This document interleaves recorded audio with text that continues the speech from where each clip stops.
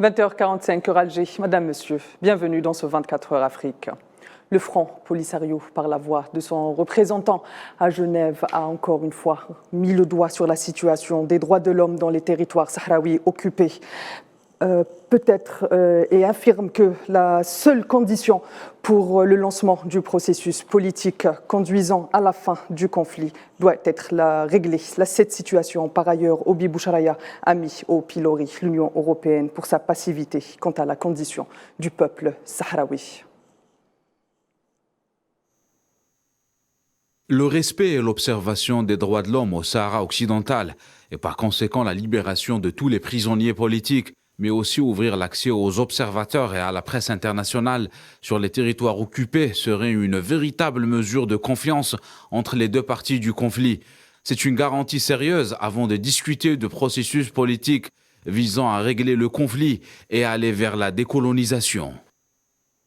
Autre territoire occupé à présent, celle de la Palestine. En guise de solidarité, l'Algérie a décidé d'accorder une enveloppe de 30 millions de dollars afin d'aider à la Palestine la reconstruction du camp de Jenin, et ce, suite à l'agression barbare menée par les forces sionistes en Cisjordanie, a annoncé le président Abdelmajid Tebboune. Cette dernière agression d'une violence sans précédent a fait, rappelons-le, une dizaine de victimes civiles et des dégâts matériels importants au niveau des infrastructures. L'Algérie réaffirme ainsi son serment anticolonial et son engagement indéfectible et sa solidarité avec la lutte du peuple palestinien. La Palestine, une cause africaine. La Tunisie a également exprimé sa solidarité. Le bureau du Parlement tunisien a appelé à soutenir les démarches entreprises par les Palestiniens en vue de juger l'entité sioniste pour crime contre l'humanité au regard des exactions commises contre le peuple palestinien, et ce, en violation flagrante des conventions et du droit international. Le Parlement tunisien a dénoncé un crime odieux commis par les forces d'occupation sionistes dans les camps de réfugiés de Jenin. Et au Mali, un convoi logistique de la mission d'appui des Nations Unies, MINUSMA, a été victime d'une attaque terroriste dans le nord du pays, plus précisément à Gao. Décrivant un guet-apens, la mission précise qu'un civil malien a été blessé, sans donner plus de détails.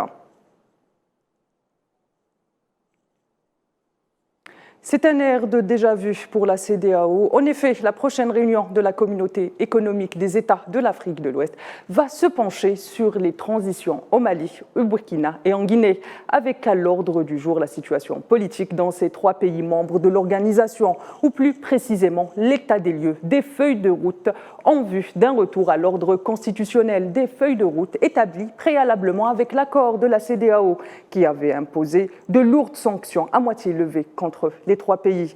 Pour rappel, cette rencontre ordinaire est prévue pour ce dimanche 9 juillet.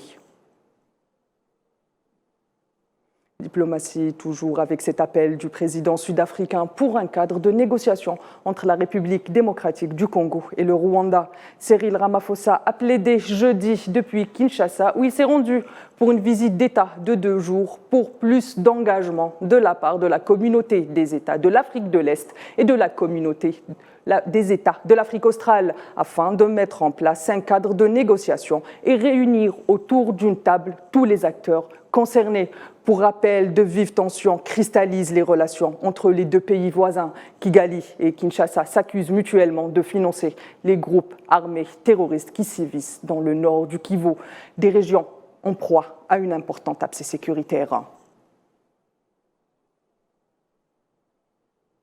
Autre abcès sécuritaire au Soudan, cette fois-ci où les affrontements ont encore fait rage aujourd'hui entre l'armée soudanaise et les forces de soutien rapide.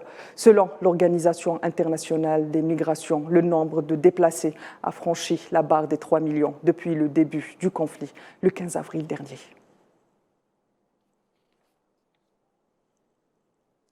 Addis Abeba se dit prête à reprendre les négociations avec le Caire et Khartoum menées sous l'égide de l'Union africaine sur l'épineux dossier du barrage de la Renaissance.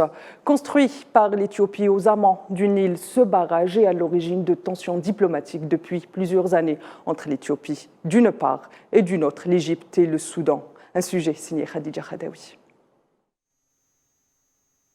Alors que la 4e phase de remplissage du barrage de la Renaissance s'est lancée en juin dernier, le Premier ministre éthiopien Abiy Ahmed a annoncé la volonté d'Addis Abeba de reprendre les pourparlers sur ce dossier avec l'Égypte et le Soudan.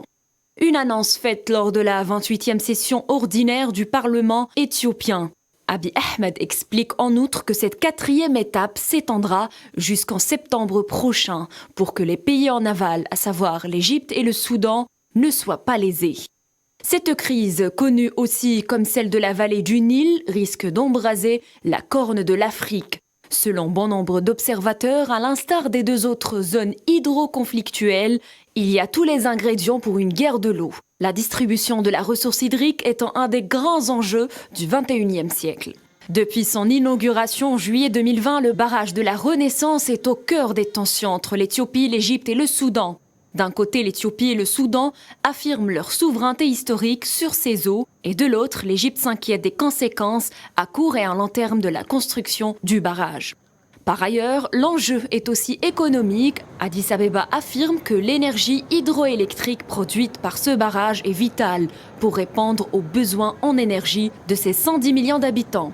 Et le Caire, qui depuis la volte-face du président du Conseil de souveraineté de transition du Soudan, Abdel Fattah al-Burhan, à l'occasion de la visite d'Abiy Ahmed à Khartoum en janvier dernier, semble être dos au mur alors que le pays dépend du Nil pour environ 97% de son irrigation et son eau potable. Et cette bonne nouvelle pour la faune africaine qui arrive depuis le Chili. Un petit de l'âne sauvage d'Afrique, espèce presque disparue, a été présenté au public chilien jeudi, 17 jours après sa naissance. Selon l'Union internationale pour la conservation de la nature, les ânes sauvages d'Afrique sont classés comme des animaux en danger critique d'extinction sur la liste rouge, étant l'un des équidés les plus menacés. Le zoo de Bouine, qui a accueilli cette naissance, compte ainsi 7 ânes sauvages africains.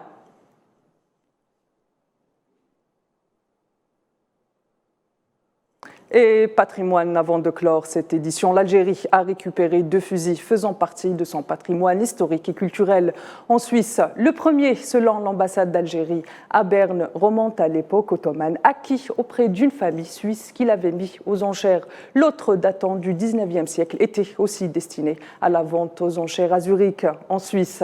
La restitution du patrimoine ou le retour du patrimoine pillé durant la période coloniale fait partie des priorités pour l'ensemble des pays africains.